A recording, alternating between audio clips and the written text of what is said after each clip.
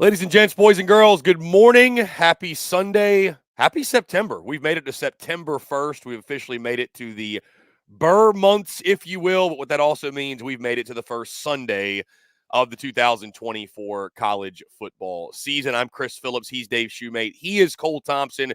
We're here on Sunday FUNDAY, breaking it down, recapping, maybe owning up to some of our bad takes and misses and missed predictions, if you will. But either way, we're here. Really excited to break down the schedule. Again, what a day it was in college football yesterday. And, of course, we got one more game tonight, which we'll touch on later in the show. But, again, really excited to dive into all this, break it down. Again, guys, we're brought to you by our friends over at Prize Picks. Head over to prizepicks.com. Use promo code SECU at sign up to get $50 instantly when you play your first $5 or more lineup. Prize Picks also the proud sponsor of the SEC Unfiltered Tour, which will take us around the conference all season long.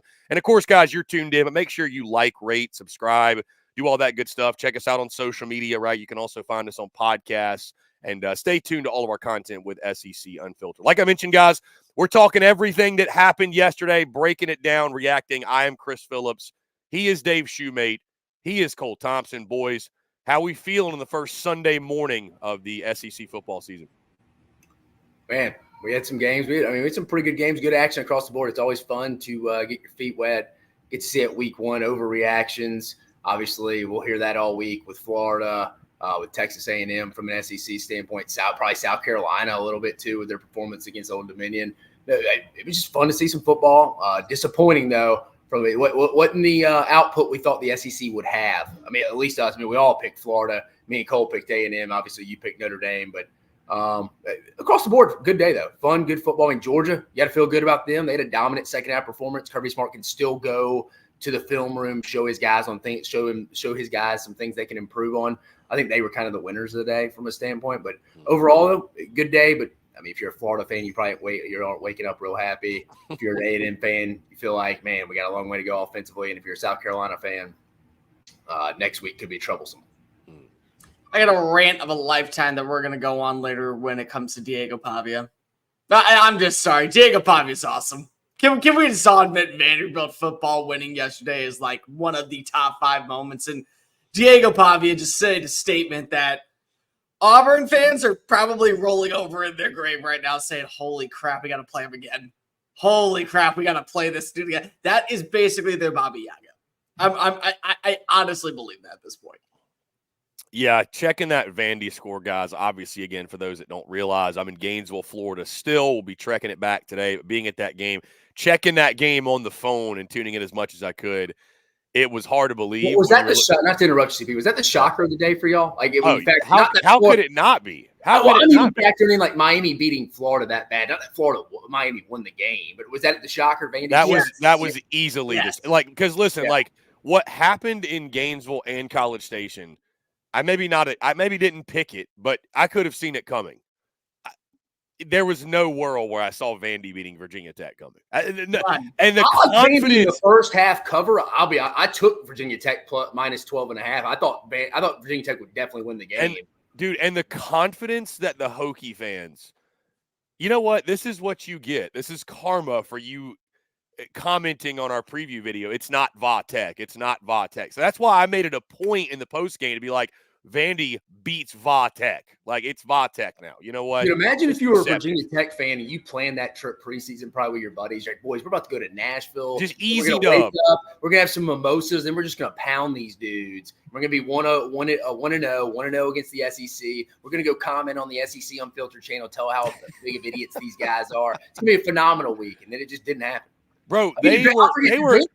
Did Va Tech ever lead in that game? I don't think they did. I don't think so. No, they tied. No, they didn't. No, they tied it. It was just tied. They tied it. And then Vandy missed a go-ahead field goal as time expired, and they win it overtime. No, they did lead. They did lead. There was one point because if they had to tie it back up with the Pavia pass, right at the last second. So Virginia Tech had one. Virginia Tech did lead at one point. They did lead. Yeah, okay. They did. It was for one drive, the second to last drive of the game. Yeah, they led. Yeah, that was, to your point, David. That was the shocker. That was the shocker to me. We're going to get into that game, I promise. That is one I certainly want to dive into and talk about. Because I think, guys, you could argue realistically, Vanderbilt is no longer the worst team in the SEC. I think that's a very real argument we could have if you want a week one overreaction. But let's start with where I'm at. The you can call it the SEC Unfiltered Game of the Week because we were here on site. I was in the building. Man, that was an utter thrashing from start to finish. I mean, you got to give a lot of credit to Miami first and foremost. Florida fans don't want to. I get it, but that's a squad, boys. That's a squad. I mean, Miami is loaded. Cam Ward is kind of a magician in the pocket. He made all the throws. It was the Cam Ward show. I mean, really, truly. And then obviously both lines of scrimmage. But, yeah, Dave was asking me off air just before we got going, what are the vibe or what was the atmosphere like? It was loud for about 5 minutes. And then it was like a morgue in there, man. I think Florida fans feel defeated. I think Florida fans feel embarrassed how the game went. And, guys, I got to be honest with you. I don't see how Billy Napier comes back from that because it's one thing to lose. You lose, fine. They got utterly dragged for 60 minutes. They got dragged. Florida, that game was never in doubt, guys. That game literally was never in doubt. From the opening drive, you could tell Miami is clearly the better team. Clearly the better team. Both lines of scrimmage, offensive play calling was really uninspiring. There were a couple third and mediums, 3rd and 7s. You're calling these reverses or these jet pass things, jet sweeps, I should say. There was very, very few, if any, positives to point out. I think, guys, that barring a miracle comeback, Billy Napier is living on borrowed time right now. And I think interacting with the folks here, the fan base feels that. What did you guys see on TV? Because, again, from my vantage point, you give a lot of credit to Miami. You give them tons of credit. But, it was just a pure domination in every facet of the game. Can we just go ahead and say Billy Napier is not a good offensive play caller? I think he develops quarterbacks well enough. He's improved Graham Mertz. But Graham Mertz, to an extent, looked a little bit like his 21 self yesterday. But some of that offensive line play, that right side, they just can't get it figured out. Rob Sell, Billy Napier. But Billy Napier, I don't think he's a good offensive play caller. The one play call you liked yesterday was when they're pulling people out the guard and tackle. They're pulling them out, sealing the edge to the boundary there. The Montrell Johnson score, which, by the way, he looks more explosive with some bursts. He don't finish that run for a touchdown last year. But that's really the only offensive play call I really liked. Overall, Billy Napier, the downfall of Billy Napier this year is going to be him dying on the hill of calling the plays. He should have hired an OC. I get it. Maybe going in your last year, it's going to be hard to hire a quality offensive coordinator. I think that's going to be something Shane Beamer runs into probably next year.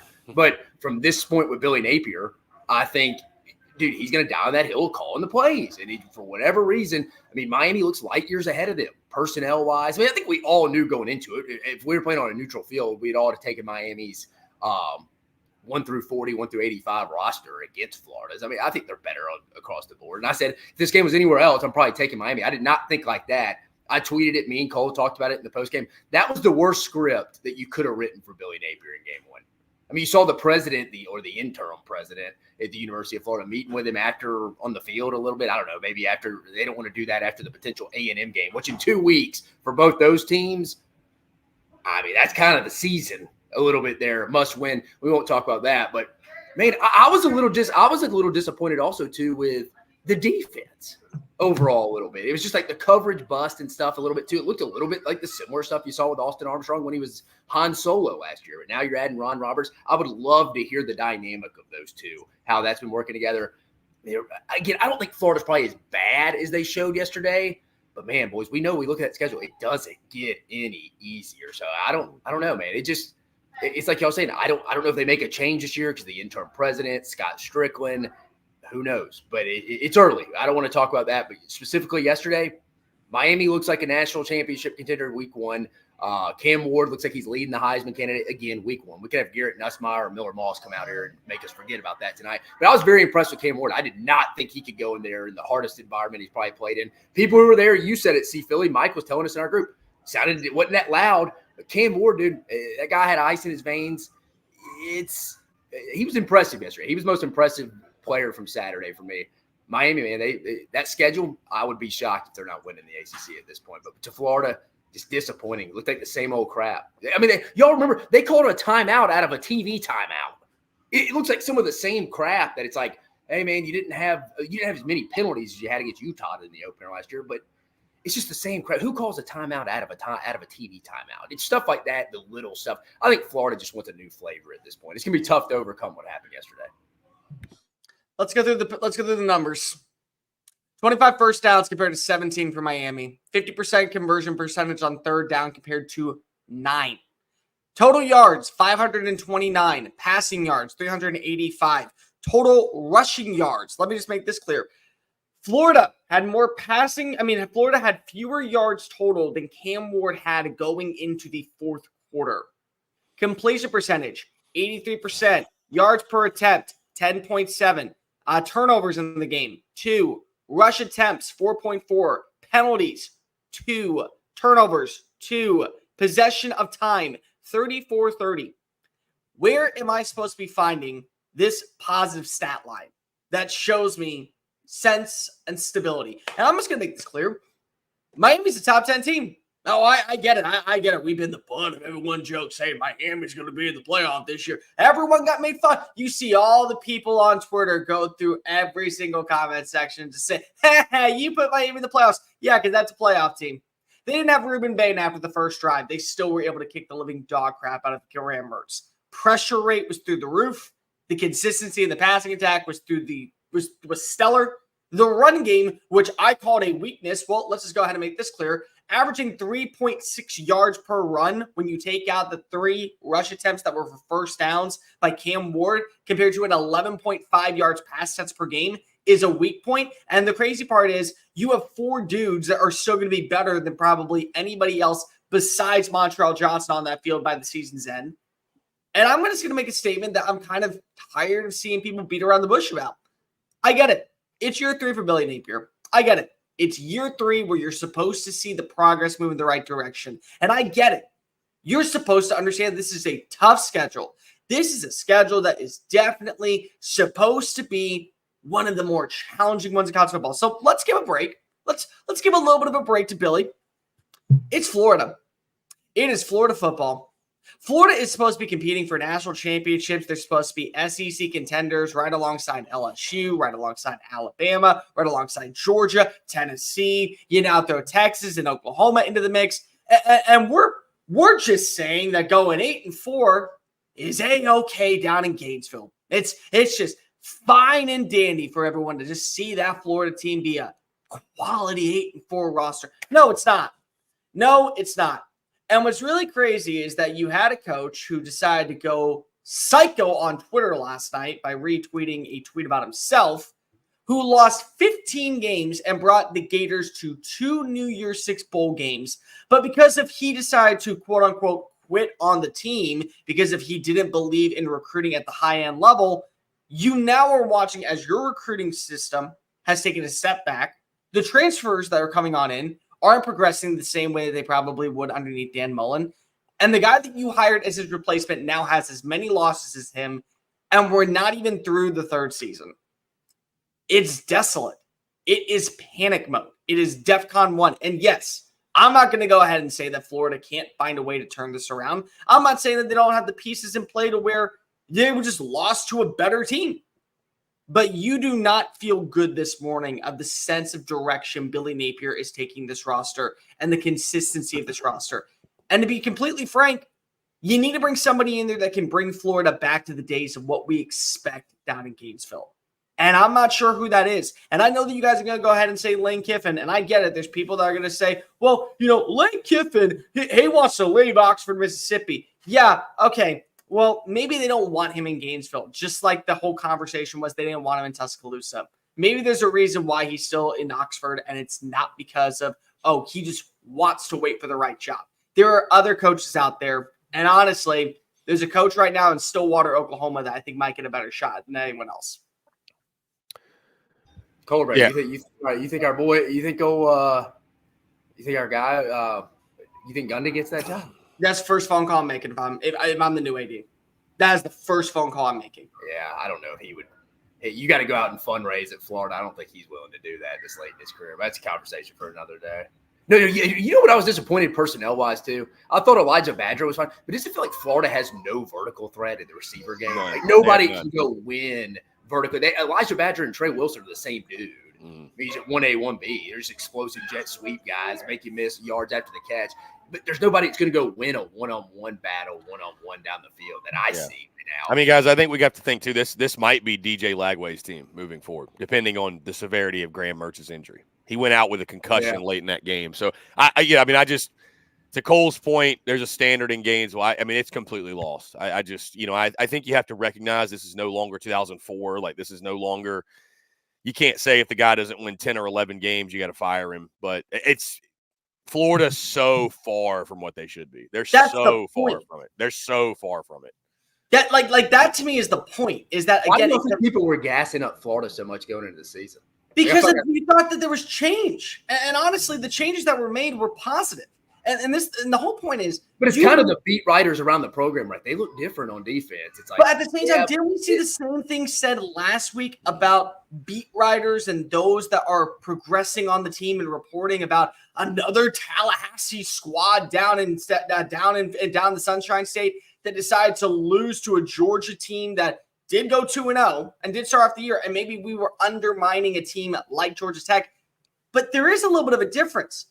There's a way that you can handle this. If you see Graham Mertz build that connection and that relationship with Trey Wilson, you see Shamir DK go break off for a 25-yard gain. You see this run defense play extremely well, which it did. That was the one positive, I think, for Florida's defense as a whole. 5 first downs were given up to running backs of the 23.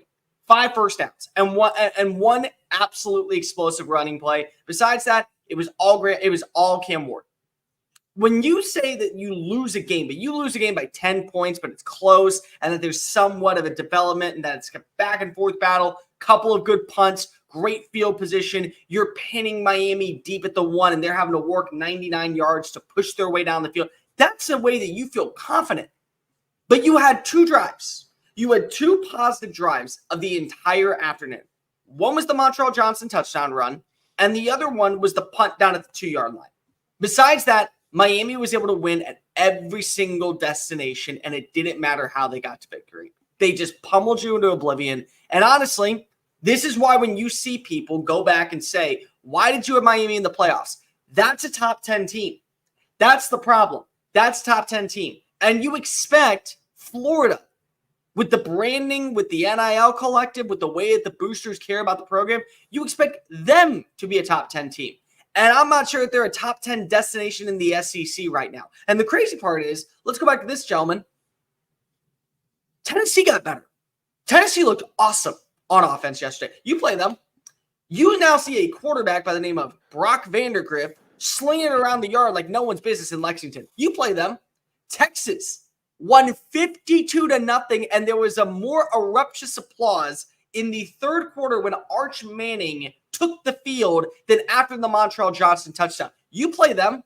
Alabama looks good. Georgia looks great. You also see the progression, I think, going into this game tonight against LSU. Ole Miss isn't going away quietly. Job in college in the SEC. You're looking at these teams right now. Where do they rank in terms of? I'm saying you don't think that job's a top 10 into the conference? Right now, why would it be? If you're going to hold out hope, for Billy to turn the corner. So you think it's a bottom 3rd job in the SEC? As of right now, I could point out 8 jobs that I would immediately turn to. Then I would go to Florida because I just don't see a direction. I want to hear them. Okay. All things are equal. Don't consider the coach. We're all equal setting here. It's the same thing. There's no way. Wait. So equal setting that, and everyone has the same NIL collective. Everyone has the same blank coach. Everyone has the same person. No, Florida's a top 5 job. But I'm saying based off what I'm seeing right now in the direction that this team is and where they lie currently 5.5 feet deep, and they're just waiting to hit that 6-foot marker before the dirt starts being piled on top of them, and we just write them off. Yeah, it's a tough sell. It's a very tough sell. I think their team's a bottom not the top. No. I'm saying that moving forward with the direction of where this team is, I want to believe in Florida. I want to see Florida back. Honestly, I was pissed when they fired Dan Mullen. And I've seen people in the comment section come after me and go, this guy has very similar auras to Dan Mullen. Yeah, because Dan Mullen to me was a top 15 coach in college football when he was fired. But you fired him because of all you cared about was the direction of your recruiting, and you had nothing to show on top of that when you had a guy still getting you to 10-win seasons and New Year's Six bowl games. And that wasn't good enough. And that wasn't good enough because of his direction when it came to Lane Kiffin has a top 20 recruiting class, but he works the transfer portal to make up for it. And I get it. You want to win in the recruiting. You want to win in the conversation of the Sunshine State. I get all that. But if you find ways to win in other avenues, nobody's going to care if the winning progresses. And ultimately, that was the whole fault of what we have right now when it comes to Florida, is that they cared so much about recruiting. They cared so much about setting a statement against Miami, against UCF, against Florida State with young players. You look at the veterans that came on in. The veterans are a reason why you had any chance in games last year. Montrell Johnson, transfer. Now you add in Shamir DK. I think he's going to be a big reason why Florida wins a game that they probably shouldn't. Elijah Badger. You look at some of the defensive linemen. Pop Johnson yesterday looked freaking awesome. Transfer. Transfers were the storyline. And in today's game, you need to be balanced on both. It's great to have a solid foundation known as a recruiting trail. But when you also look at transfer portal rankings, plays a big weight. It's why Tennessee balled out yesterday. Dante Thornton. Oh, I forgot. Where'd he come from? Oregon. Oh, yeah, 3 touchdowns later. Nobody is complaining that he was a duck. They're saying that he's a proud volunteer.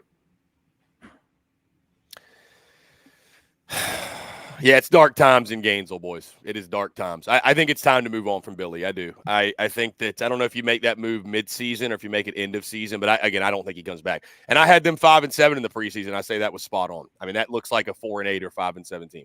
With the schedule you mentioned, everybody they play, it's going to get no easier. So I think for sure it's. I think we're all in agreement. Worse? I think Florida fans are in agreement as well. It's time to go a different direction. Are they not worse? Like, is there a scenario where they're 3-9? Yeah, I mean they can absolutely go 3-9. If they lose that A&M game, then what? They go to start. Dude, they could lose to A&M and UCF. I mean, they absolutely could. Yeah.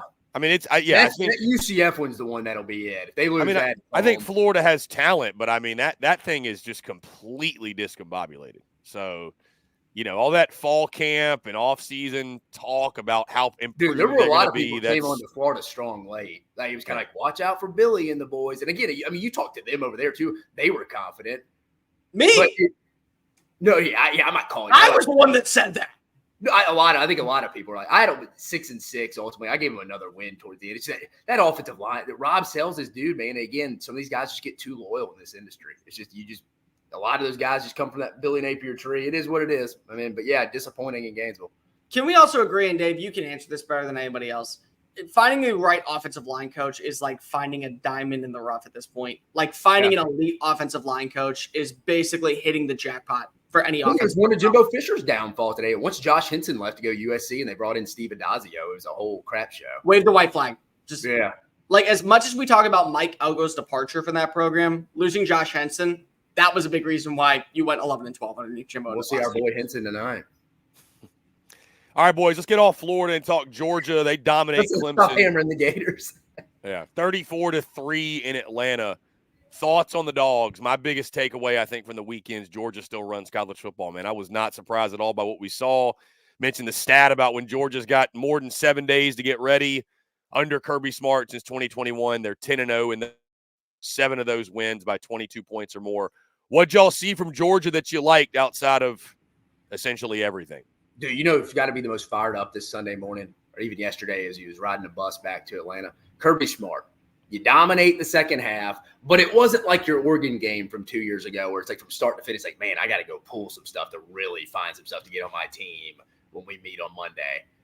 He didn't have to do that. He can go to the first half film. Carson Beck left a little bit out there offensively. He can get on Mike Bobo. I thought lack of creativity in that first half. Overall, though, I mean, you got to be fired up with that. Now, the key, I do think, what is that Michael Williams injury? I was talking to George about it. He was like, yeah, he was texting me. He's like, yeah, we're a little glass half empty on it right now. So I think that means that's not going to affect them long term. Or I shouldn't say long. It's not going to affect them probably next week, obviously, against Tennessee Tech. But down the line when they go to Tuscaloosa, that's something that's probably a little negative I took from the game there. And it's not anybody's fault. Injuries happen. But that's a guy I thought was going to have a breakout year from the versatility lining up in that 3 and 5 Tech.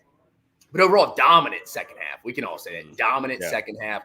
I thought the defense played phenomenal with Glenn Schumann attacking. I mean, he just has Garrett Riley's number, even going back to the national championship game against TCU. Obviously, they have a personnel advantage there. But Georgia was the team I was most impressed with when you factor in the competition level and stuff, and then just dominating. Nobody adjusts better at halftime than Georgia. I mean, we've seen it last year when they were down to South Carolina at home last year. They just go in, do their thing, they adjust.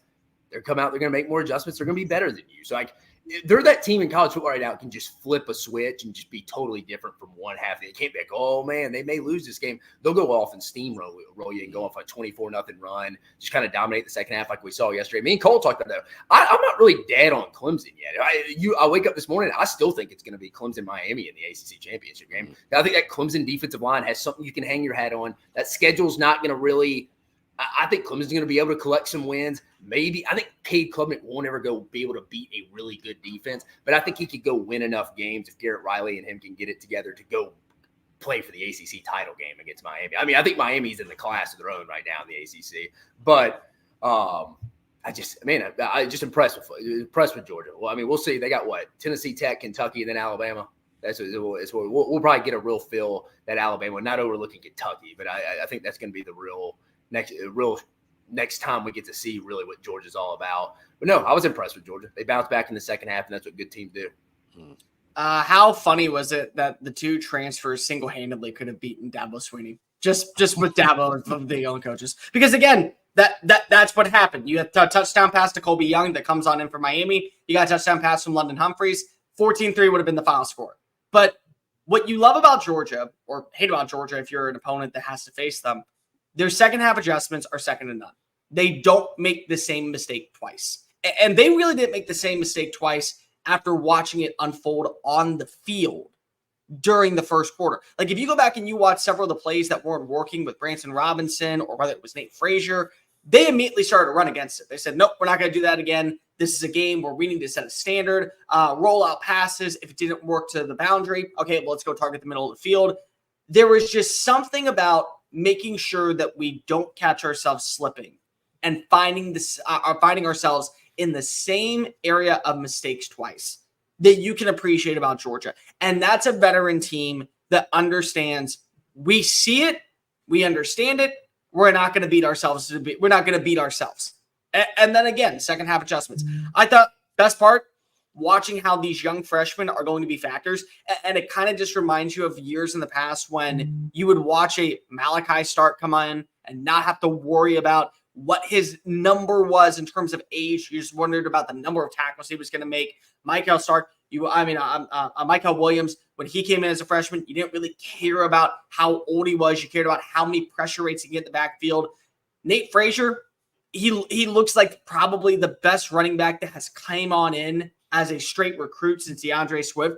The way that I view this team is going to be very similar and very iridescent to a Nick Chubb, Sony Michel type of running style with now Trevor Etienne back there. There is just so much to like about the direction that Georgia's in. And by the way, there's also a ton of guys that we didn't see. Like, you have to realize, we barely saw Ben Yurosek. We barely saw Colby Young. We barely saw Oscar Delp. We didn't see any of these. We haven't seen Trevor Etienne because he was suspended. And it was game one. Top two backs are out, and you win by 31 points. And you still win by 31. Like, that's Georgia. It's a standard.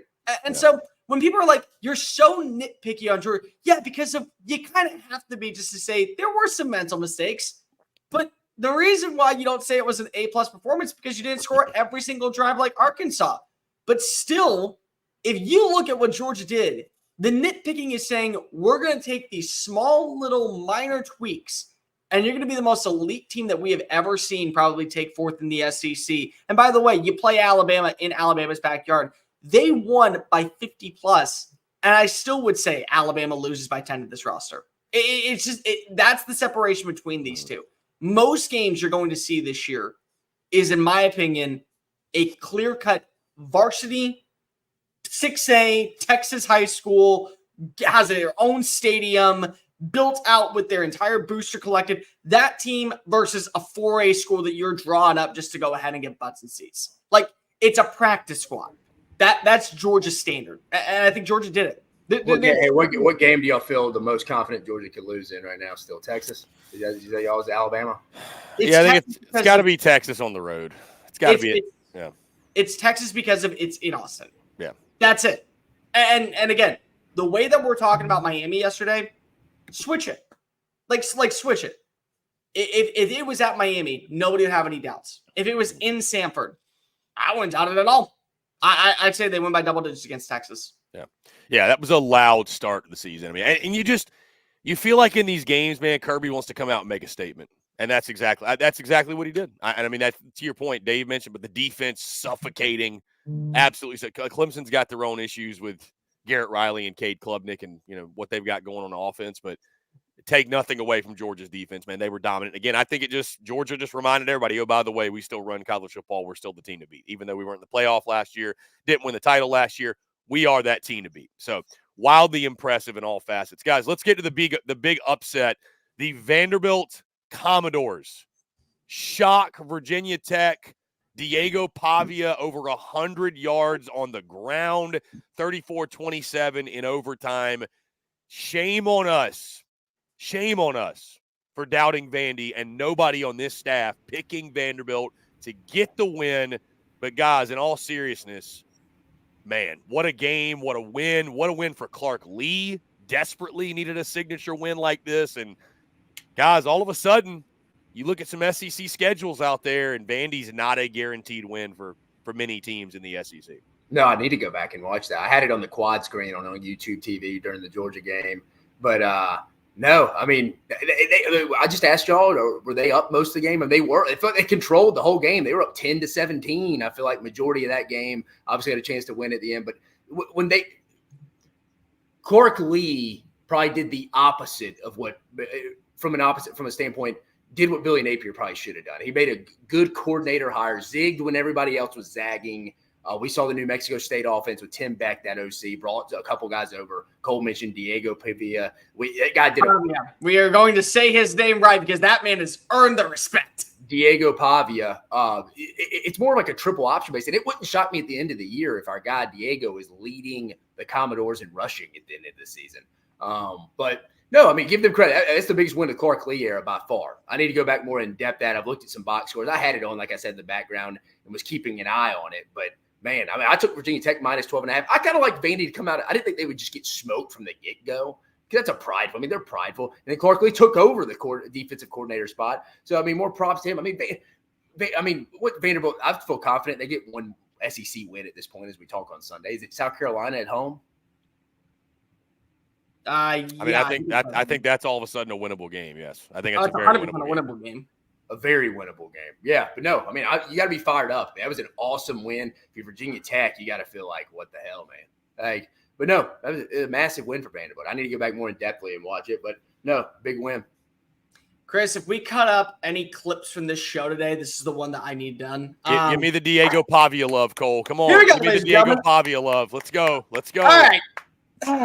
Proud SECU follower on Instagram, Diego Pavia. If you work in this industry and you simply decide to shove Diego Pavia down at number 16 in the rankings because, and I quote, he plays for Vanderbilt, you need to go ahead and turn in your podcast equipment. We don't need you on our team anymore. Someone told me, Cole, not to interrupt you, I looked at that power ranking. Some big media guy, I'm not going to say a name on here, tweeted at me after he was talking about how bad the Vanderbilt quarterback job was like 2 months ago. And I said, well, Diego Pavia has something to say about that. And he's like, he may not even win the job. The fact that somebody thought he was not going to win the job. When they announced on Saturday morning that Diego Pavia was going to be the starter, and I started cackling, someone messaged me and goes, why are you laughing so much? They brought in his offensive coordinator. You didn't think that he was going to win the job, that Nate Johnson was going to take the deal. But let's go back to Diego Pavia real fast. This is an argument that I've had all the time with people whenever it comes to Auburn and whenever it comes to Diego Pavia, because these two can't coexist together.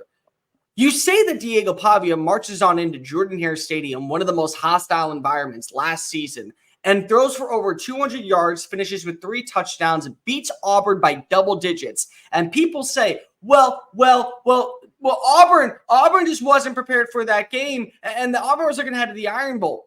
Okay, you're correct. They were looking ahead of the Iron Bowl. But Diego Pavia isn't going to do well because he hasn't played against quality competition.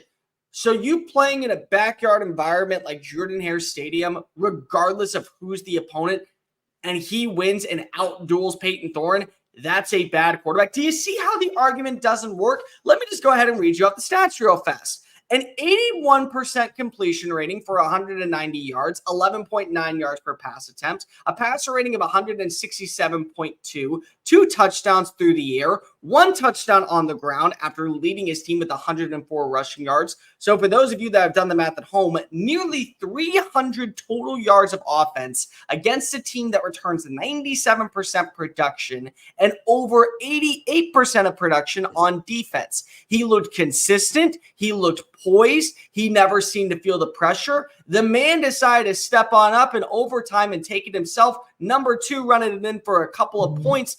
And now we're talking about him as a guy that when you go back and you look at the rankings, the quarterback rankings of him being number 16, how many quarterbacks would you have taken over him at your school? If you're in South Carolina this morning and you see that there's only going to be more progression, are you not taking Diego Pavia over Lenore Sellers? If you're in College Station this morning with a mobile style offense led by Colin Klein, are you not considering Diego Pavia over Connor Wigman this morning? How many teams are you looking at and saying, oh, we just saw the Vandy quarterback do this? No, his name is Diego Pavia. It deserves a lot of respect. And if you place him at number 16 in your QB rankings this week, I'm going to block you immediately. How dare you disrespect number 2, who is number 1 in our hearts and the number 1 quarterback of the week for me at SEC Unfiltered. Hey, I very happily did not. State Vanderbilt preview is going to have some more juice, baby. It's going to have. I very happily did not have Diego Pavia at 16, Cole. He was at 15, but he was not at 16. He wasn't 16 though. I'm also selfishly so excited to drop these SEC power rankings on Monday because, boys, Vandy ain't gonna be last. I mean, they're not. They're not. They're not. They're not going to be last. They're not. Well, right now, off top, who would you have last if I made you do a power rankings right now at 9:38 Central on September 1st? South Carolina. Hard not to put the Gamecocks there. Yeah, I'm yeah. And again, that's the overreaction that I'm okay with overreacting just for today. Yeah. But I was going to give Clark Lee a lot of credit, man, because you bring in Diego Pavia and you bring in that staff that he brought in with him. I think they understand the assignment of making the offense fun and exciting. And Diego Pavia, at minimum, they still may not. They got to be different. Because like I said, there's outman people. So it's like I feel good about them going 4-0 in non-con now. I mean, I had them 3-1, and I had them losing to Virginia Tech. But I mean, who they got? Georgia State, Alcorn, and who? Like I think a MAC team. I think somebody. No, it's Ball State. Would you go on record and say Vandy's going to win an SEC game now? Like what would be your confidence level that they're going to win South Carolina? I've said if South Carolina loses to Kentucky and they're 0-5 heading into a bye week, we'll shoot. South Carolina A&M load the under up, I guess, whatever, unless somebody improves. So let's just say they lose that. They're 0-5, 0-6 rolling up. I mean, Vanderbilt's going to be salivating like they were opening up against Virginia Tech to try to go get that first conference win at home. Yeah, they've won. I think they've lost 15 straight to South Carolina, so they're going to want that one bad. You're right. They're going to want that one bad. Guys, I got to say, go ahead. Bulls got them going to a bowl, baby. See you in Houston, Texas Bowl. He goes back to Jordan Hare. Oh, Diego Pavia's homecoming. He's going back. He's going to do it again. Oh my gosh, dude! If they he has the shot to do the funniest thing. They'll run you out of town if he loses Diego Pavia again. Diego Pavia doesn't have eligibility after this year. He'd have to go get him.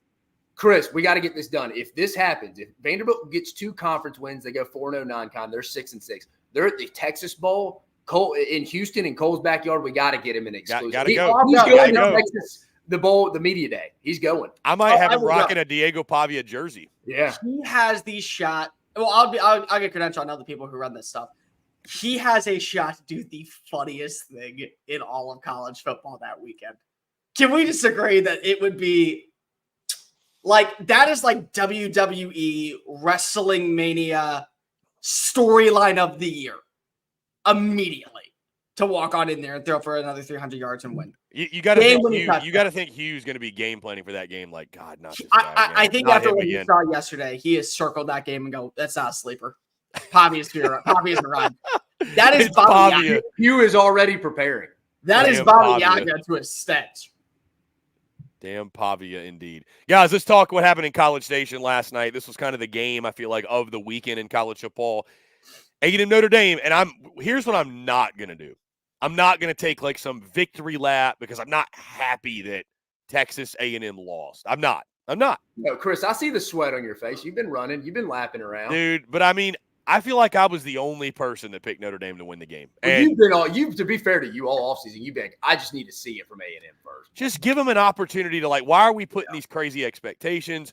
I watched you guys last night. I tuned into the reaction. The lack of offense was the story. I think Notre Dame is a legitimate college football playoff team. I think they're a legitimate top 10 team. I think they are for real.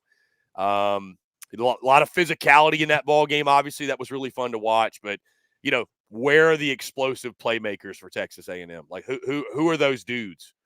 Who are they? And Connor Wigman was not very good either, right? I think this chatter of like, when healthy, he's one of the best QBs in the league. We got to put that to rest for a little bit, at least until we see more out of him. Or did his body look? He looked like he gained weight. He looked different to me. He did look different.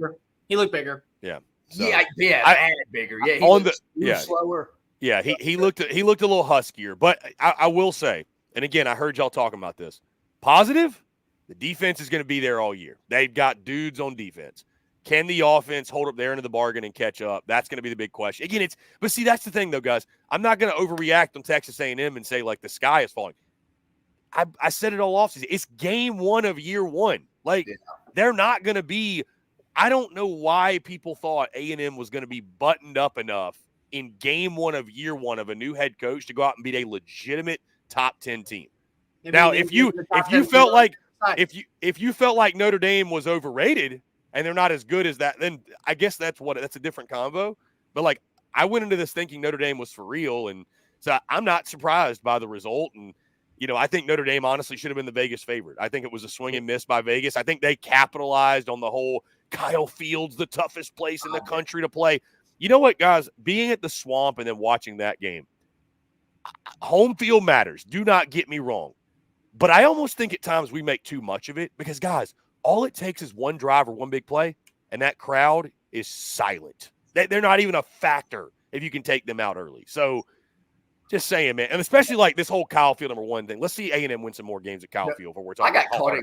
I took both those teams. I obviously took Florida, and took A&M. Both the two SEC teams played at home, and I thought being at home would be the difference. I'd have picked Miami and Notre Dame if it played different. To Chris's point, just with college football now, so many newcomers, new centers, new quarterbacks. Starting off week one on the road, I thought would be a little bit more of a adjustment. It was for Notre Dame. It definitely wasn't for Miami. I think it was to an extent offensively for Notre Dame. I mean, I think the difference was Riley Leonard's legs, just picking up some plays. I mean, he wasn't awesome through the air either, but he made some plays with his legs when they needed it. I thought to be fair to Notre Dame, I thought they got screwed on that call on the fourth. I thought he got that. Oh, they were 100%. He got that first down. There's no question he got that first down. He got that first down. I thought he got that first down. But to my point, I mean, it's just what is this offense? Can they ever marry anything together with Connor Wigman and Colin Klein? It was just kind of an interesting hire. Me and Cole talked about it yesterday in the reaction show. The OC hire came down to Mike Denbrock and Colin Klein. Coincidentally enough, I'd heard that Elko was really breaking down Denbrock hard. Obviously, he's Notre Dame's OC. And I thought they did, like you said, they did a good job against him offensively. I mean, they got worn down a little in the second half. Notre Dame started leaning on them a little bit in the fourth quarter, and which was impressive by Notre Dame. But I don't know, A&M is just where are they going to generate explosive plays? Connor Wigman's so inconsistent. The offensive line, had how many? 2 or 3 dudes go out? They played 3 different centers last night. On the fourth down call, they had to bring in TJ Shanahan to make one snap in. But I just don't know where they're going to produce a bunch of these explosive plays that you need to win in college football now. Now, to be fair, Notre Dame has an elite secondary. So, I mean, they're probably not going to see a secondary like that for the rest of the season potentially. But again, like, where's Ja'Day Walker making plays? Noah Thomas. Where was Moose Muhammad? Like, nothing. I feel like I never even really saw him. They have the tight end from Sweden. His name forgets me, but like Austin Merlin. Yeah, they just don't really have anybody that scares you when you go game plan, especially with Ruben Owens being out. You look at A&M's personnel and say even with Jimbo, they just consistently missed at the wide receiver spot. I told y'all they weren't even interested in Garrett Wilson. When I worked there, we were trying to get him passed through the system. We're not interested for whatever reason. And Garrett Wilson was interested in going to A&M. I don't know. It's just I'm with you, Chris. It's probably a little bit fair of fair expectations from people like me too. I'm guilty of it. putting them trying to win 9-10 games year one. I mean, me and Cole talked about it yesterday in the show. That game went exactly how I thought it would, but I thought it would be A&M making that last drive to go up 7 and then get the double-digit lead late and putting it away against Notre Dame. I mean, it was there for the taking. It was a low-scoring game. I took the under. I mean, you felt good about the under after the first couple of drives. You're like, yeah, both these defenses they just have both these teams figured out. You can kind of figure out. I mean, credit to Al Golden, former Miami coach. He's my boss when I was at Miami. DC at Notre Dame. I thought they did a phenomenal job scheme-wise. They had them all over the place. But, no, I mean, the offense, I just don't know. I don't see a lot of ways that they fix that due to their personnel. And then just Colin Klein's very committed to he's wanting to run the quarterback, and I don't think that fits Connor Wickman. And I don't know how great of a quarterback developer Colin Klein overall is to play to Connor Wickman's strength. So, overall, I just don't know. I thought the defense played well until the fourth quarter, but they got worn down. Some of that not their fault. I mean, they're on the field a lot. But, no, I mean, disappointing, but again, no reason to hit the panic button. But a big one in 2 weeks, not only for Florida. We talked about that initially. It's going to be a big one, though, for A&M, too. You can't go look bad on offense again. But I would love to be a fly on the wall in that offensive review today with Mike Elko and Colin Klein. I said last night that Notre Dame was lucky to win this game. I said that Notre Dame was very lucky. They had the luck of the Irish on their side. They did.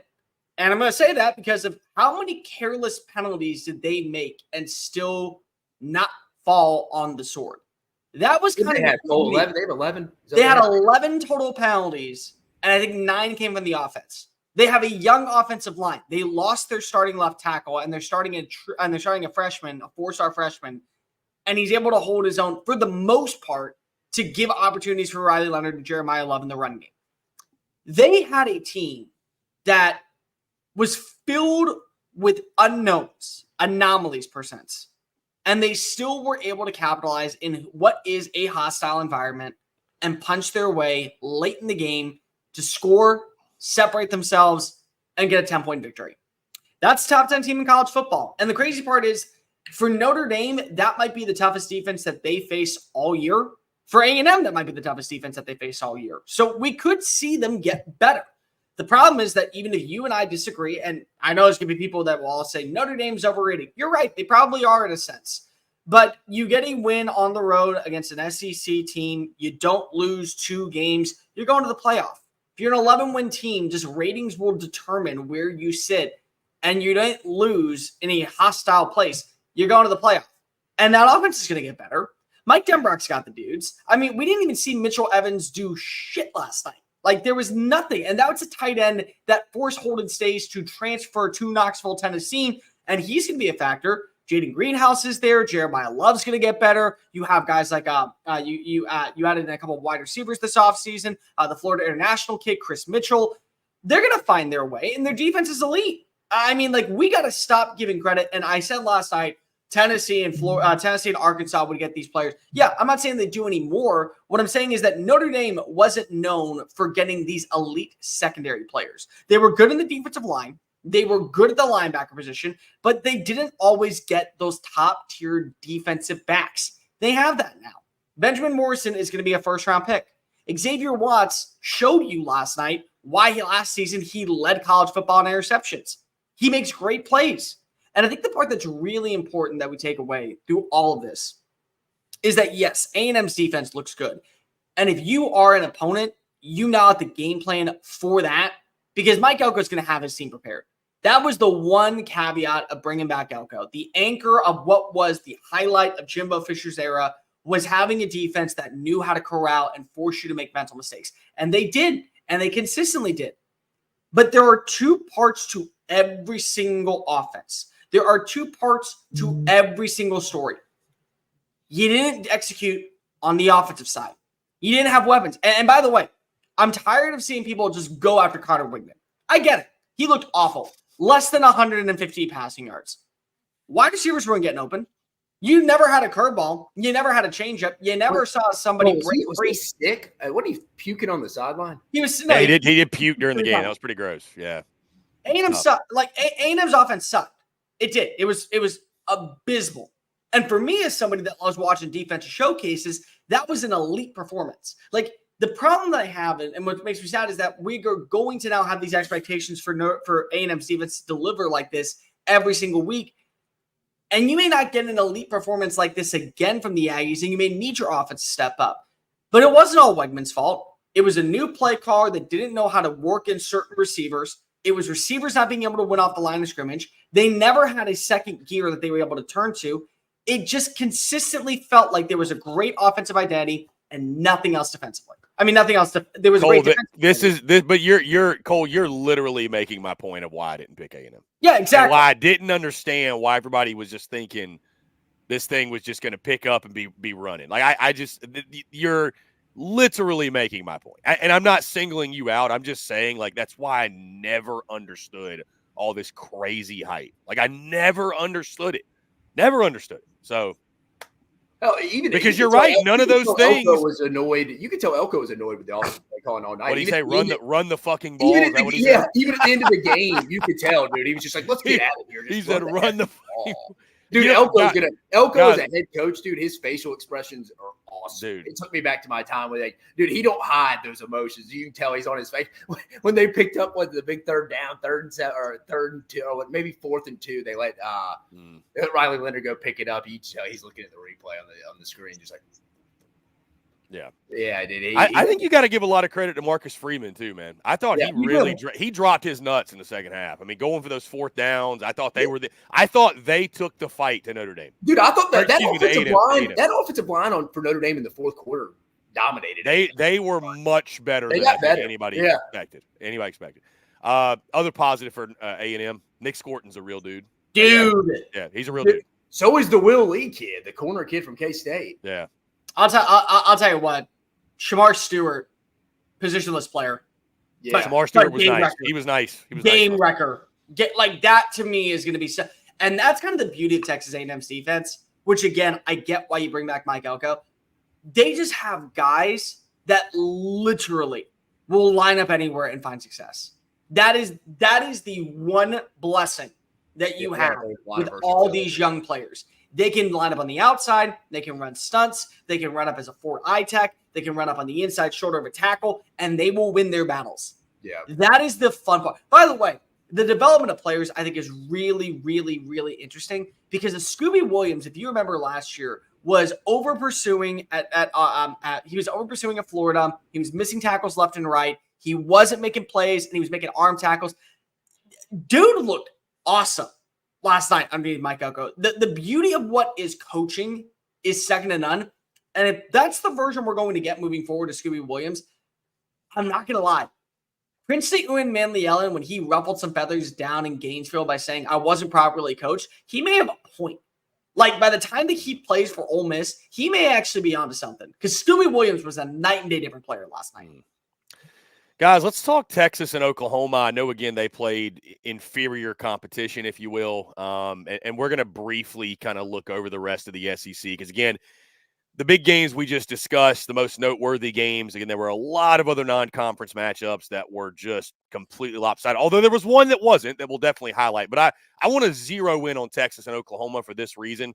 Again, I know it's against inferior competition, but we've been asking the question all offseason, are Texas and OU ready? What are they going to look like? Now they're members of the SEC. What'd you guys see from the Longhorns and Sooners? I mean, both were blowout wins. I think if you read between the lines a little bit in both these games, there's certainly positives and maybe some things of concern. I think probably more so for Oklahoma. You've got the troubles on 3rd down, if you will. Again, we're nitpicking, but you kind of have to in games like this. So Oklahoma beats Temple. Texas beats Colorado State. You guys' thoughts on each of those and what stood out to you, things you like, things you don't like, et cetera.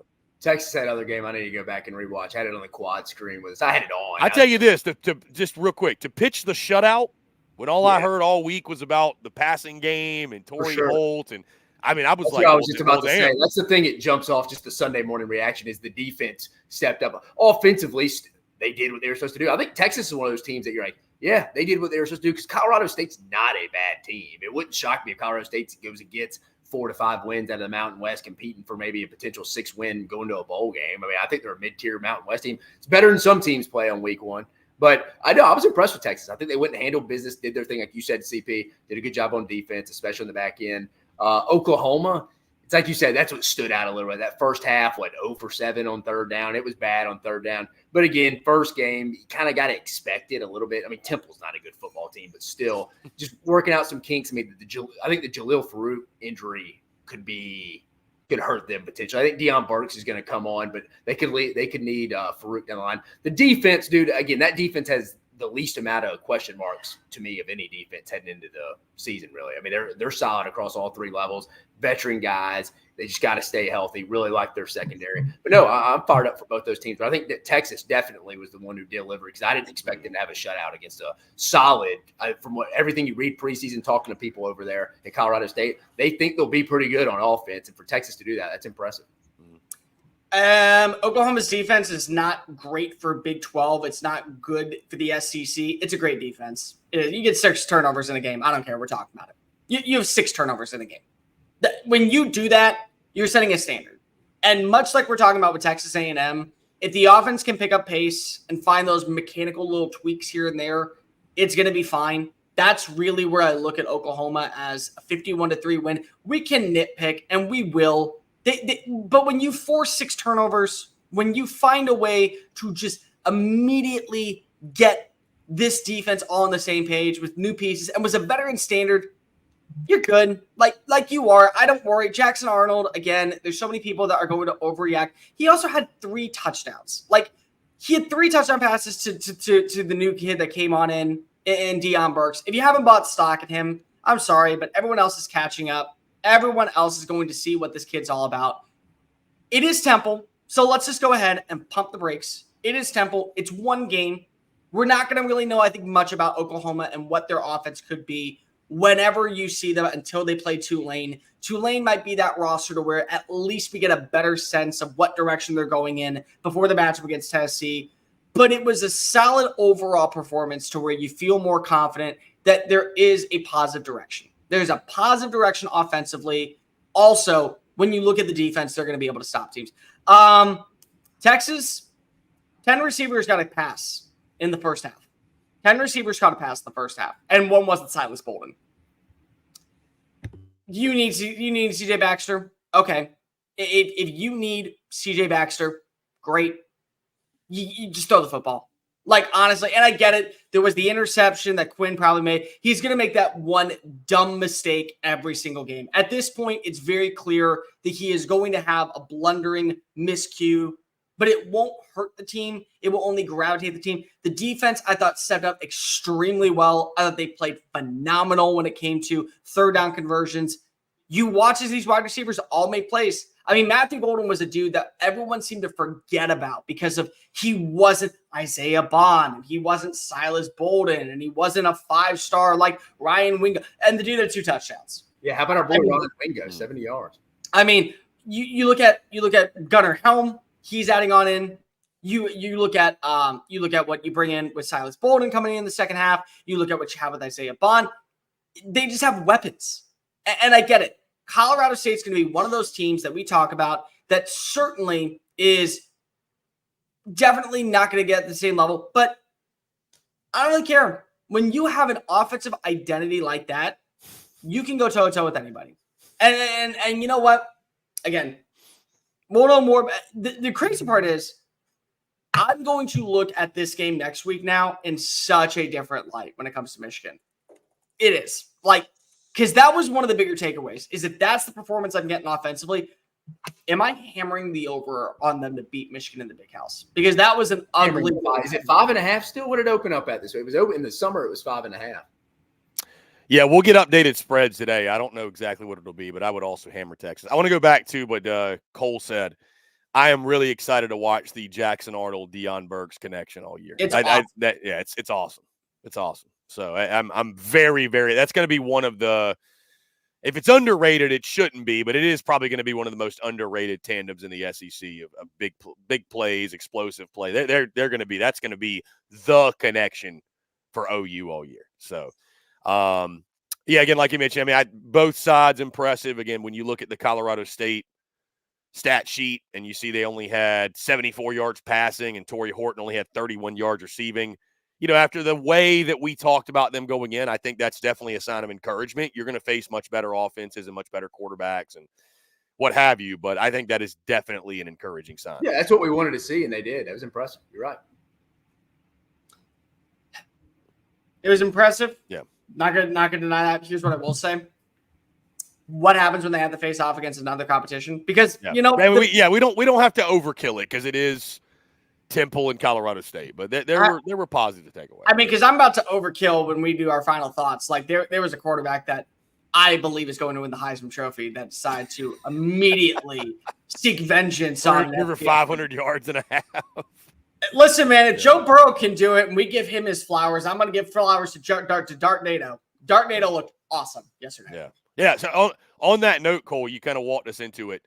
Best of the rest. What did you guys take away? I mean, again, we don't have to spend a ton of time breaking down like a 76-0 win over Furman for Ole Miss, or I think Bama won 63-0 over Western Kentucky, and obviously there was a close one down in Columbia, which was very unexpected. Just you guys' thoughts, the best of the rest, anything that stuck out. We don't even have to dive into all of them. I mean, Game 1, Jeff Lebby was a success, but like of these non-conference games and not the big ones, not the premier games, what stood out to you guys most? What were your biggest takeaways from those? Tennessee and Alabama, I think definitely. I mean, Ole Miss. I took the under in the Ole Miss guy. I thought I'd heard Ole Miss was sitting out a bunch of guys. They didn't. So, but again, that's why I got. I'm with Cole too. I think Jackson Dart will win the Heisman because Lane. Well, I think right now you'd say it's him and Cam Ward. But Dave, I can't help but laugh thinking about you sweating out the Ole Miss Furman under in the second half of that game. Well, yeah, I didn't. It was almost over in the first half. Ole Miss alone. I didn't think Ole Miss. I thought it was just going to be a guy. We're not going to play a bunch of dudes there. But Kiflin's going to go try to. He's going to be that guy that tries to go win it too. He's not going to. At Carson Beck, Georgia doesn't care about winning. Right. I'm sure if Carson Beck won it, Kirby's going to show up to the Heisman ceremony. But Lane wants that is an offensive play caller, a quarterback. It's another feather in his cap. Yeah, it'll help him get another job to leave Oxford. But no, they're going to try to put up numbers. I think now every year, like Cole mentioned, almost 500 yards in the damn first half. Darnado. They did what they were supposed to do. Alabama did what they were supposed to do. Yeah. A little sloppy, start off offensively a little bit. But dude, Justice Haynes, Jam Miller, dude. Bro, Ryan Williams. Stud. Right, you got Ryan Williams. The defense looks like it's not thinking as much, it's playing much more aggressive. Again, that defense not as complicated as the old pattern matching that Nick does. So I think that defense is going to fly around a little bit. I was towards the end of the summer, I was getting more fired up about Alabama and Tennessee. Not that I ever had them bad. They were just in that 9-11 win range for me. 10-2. I like Tennessee and Alabama now. They both did what they were supposed to do. I know it was UT Chattanooga and Western Kentucky, but still, I think they looked really good. I mean, you talk about the best. Do we only talk about the best, or do I throw South Carolina in? Or are we going to them? No, we can talk about anything. No, whatever teams stood out to you. Whatever you like. The last team, just South Carolina. I should have taken Old Dominion. I think I said on the show. Dude, I told you the under was the lock. I told you the under was the lock. 20.5 Monarchs, baby. That was a bowl team last year. If they were decent offensively, they probably win the game. But man, it's what everybody thought offensively. They're not going to be very. Dow Logan wants to throw the freaking football. That's not Lenora Sellers. That's not Robbie Ashford either. I just don't see how this team goes and gets a lot of wins this year. I just don't. It's kind of similar to, I mean, as you'd say right now, A&M I think is better than them, but it's going to look like that a little bit, but on a JV worst level. I'm with y'all. They're probably the worst team going in. And they're probably not as bad as they showed yesterday, but still, it just doesn't give me. I mean, you see Shane Beamer post game. I'm darn proud of our team. It's like, we're going to celebrate that win. We're going to celebrate. All right, man. I get it. A win's a win. It's hard to win in college. Leave Shane alone. He is a wonderful QB. Celebrate it. They may need. I mean, he tweeted he may need Cole to play for him this year. That may actually live to fruition for us at some point. I still got a year of eligibility. I mean, I just don't know what you really hang your hat on offensively if you're them. I don't know. I think Kentucky's going to hammer them next week. All right. I got one that is going to be fun. Real fast, Paul Garner. Please know, deep down in my heart, I love you people. I love Knoxville. I love everything about the Volunteer State. But y'all's fan base is unbearable when you guys go 8-4. Here's the compliment. You have a team that can go 11-1 this year. You're a team that can win the SEC. What are you going to be like? We're about to live in a world where Tennessee football is really, really, really, really, really, really, really, really, really good. And those fans are going to be coming out of the sticks, hooping and hollering. They're going to make Twitter accounts just to be a part of Ball Nation on social media. That's where we are. Holy crap. You're muted, Dave, I think. I was saying, Cole, for you, the Twitter war between Oklahoma and Tennessee going into that week. It is going to be a beautiful show. We're gonna milk it. We're gonna milk it. I am going too far. But let's be real.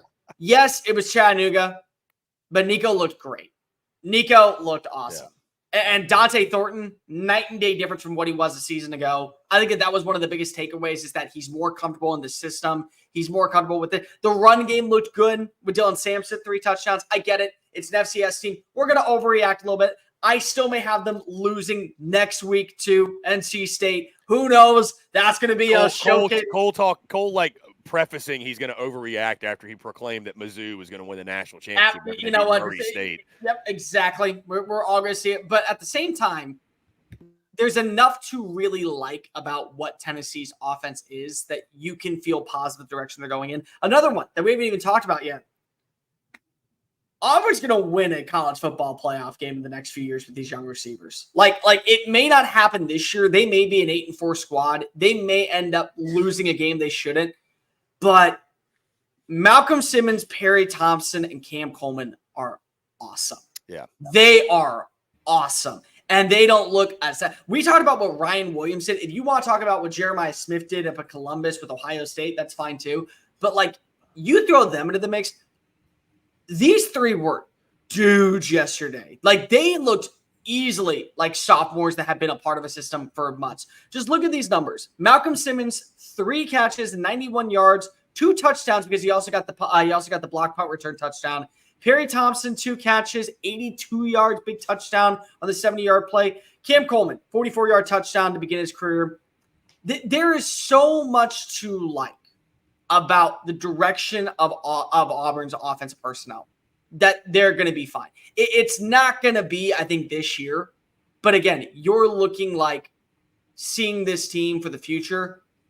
That's a foundational block. Yeah, skill spot is skill spot in the future. I still think it's a foundation. Will have some issues. Yeah, it's a foundation. By the way, if you haven't checked, I haven't made my prediction yet on NC State. I may or may not be switching over. Your hat is squeezing the last few brain cells. At NC State winning by double digits last week. Got 2 brain cells fighting over 3rd place. Tennessee stops NC. Okay, well, Phil. If I'm wrong, well, then you got to give me, if I'm right, you got to give me your brain cells. Actually, you want to know what? I don't need your brain cells. They're probably discussing it full of methamphetamines.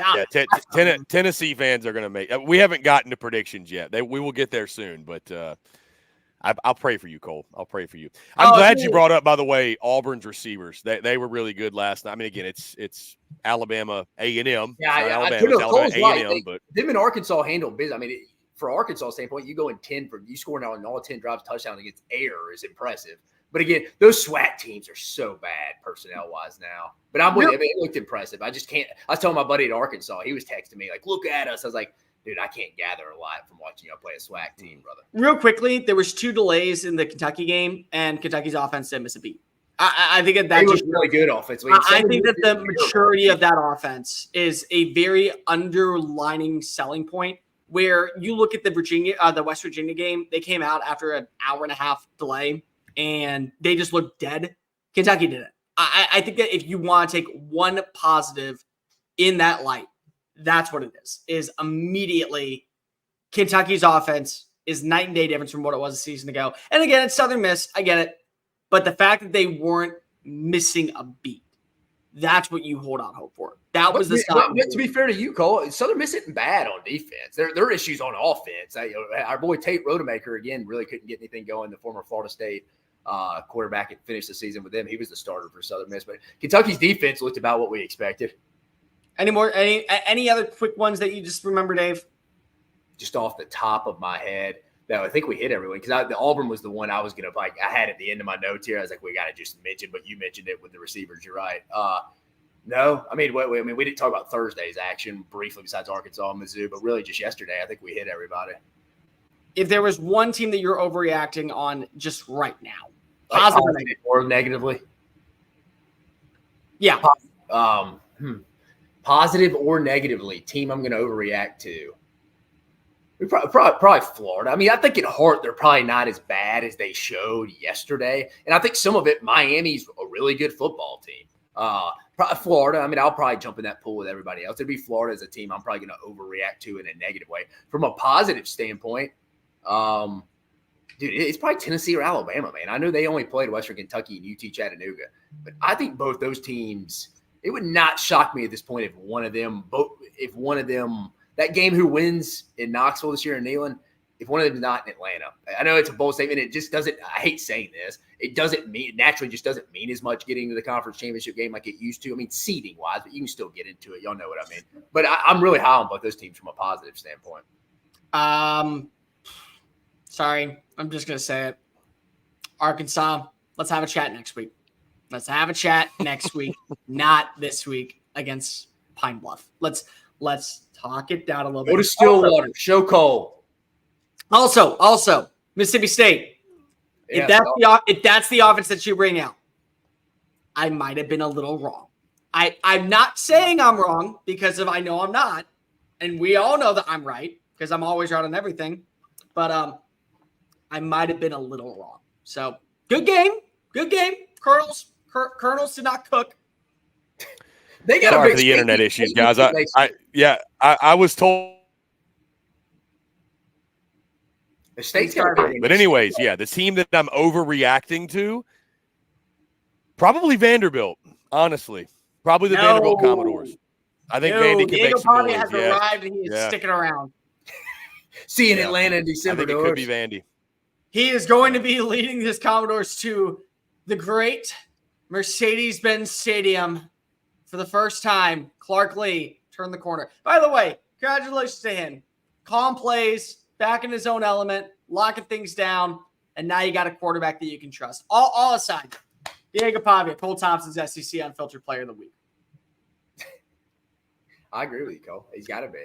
I think that if we've seen this many connection issues with Chris Phillips, this is where it's time for us to go ahead and just call it. So I will take over duties for this one. For Chris Phillips, for Dave Shumate, I'm Cole Thompson. Make sure that you hit the like and subscribe button down below. This is your number one source for all things SEC. We do live shows, the Sunday FUNDAY every single morning, 10 a.m. Eastern, 9 a.m. Central, every single reaction game. Download the podcast version of the show wherever you get your podcast listening systems. Follow us on the social channels at CPhilly19, at Mock10 Sports, at Mr. Cole Thompson. Follow us on social media as a channel at SEC Unfiltered. We're on every single platform, and we're only going to continue to grow on every single platform. Jeez. Make sure that also you download the podcast version of the show wherever you get your podcast listening systems. And to keep up with our number one source for all things SEC-related content, visit SECUnfiltered.com. Chris, I'll leave it to you to close things out.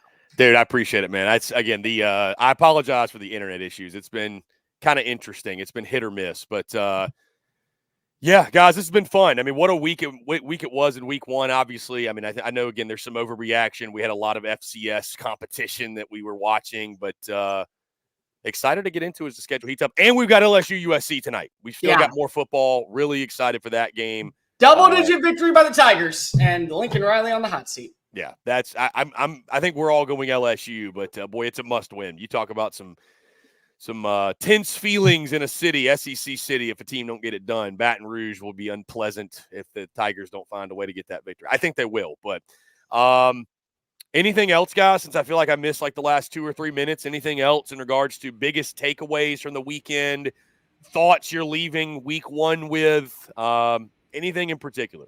I'll start with this, by the way. The thing that jumps out to me week one, in all seriousness, I know I mentioned Vandy and Diego Pavia. It's really Georgia for me. That's what jumps out to me, that they're Georgia again. They should be the favorite to win it all again. They run college football right now, guys. That's my biggest takeaway. I leave week one, the performance that stands out most is what Georgia did in Atlanta. Yeah, second half was impressive. Yeah. For me, plain and simple, ACC is in the crap right now. And it is not looking better to where we are probably going to have to overhype Miami because that's going to be their one saving grace. Like, Georgia that Tech is my overreaction of week one. They are in the – what'd you say? I said Georgia Tech and Miami waving the flag, baby. They're carrying it. Don't worry. NC State will do it next week. Goodbye. Guys, again, appreciate you all tuning in. Thank you all so much. Like Cole said, make sure you like, subscribe, turn notifications. Check us out via podcast where you get those. We're live every Sunday for Sunday FUNDAY, 10 a.m. Eastern, breaking down everything from the weekend that was. And I promise next weekend, which, by the way, should I tell you where we're going next weekend when I'm in Charlotte, North Carolina for that Tennessee-NC State game, I promise I will get better Wi-Fi, so we won't have any issues. But again, appreciate you all tuning in. Thank you all so much. Have a great rest of your Sunday. Stay tuned to SEC Unfiltered. We'll be live reacting tonight to LSU, USC, breaking all that down. Then, of course, guys, we'll go into the week and content bleeding out the eyeballs as y'all have become accustomed to with SECU. Dave Shumate, Cole Thompson, appreciate you boys. Thank you all so much. Thank you all for tuning in. Have a great Sunday, and we will talk to you all on the other side.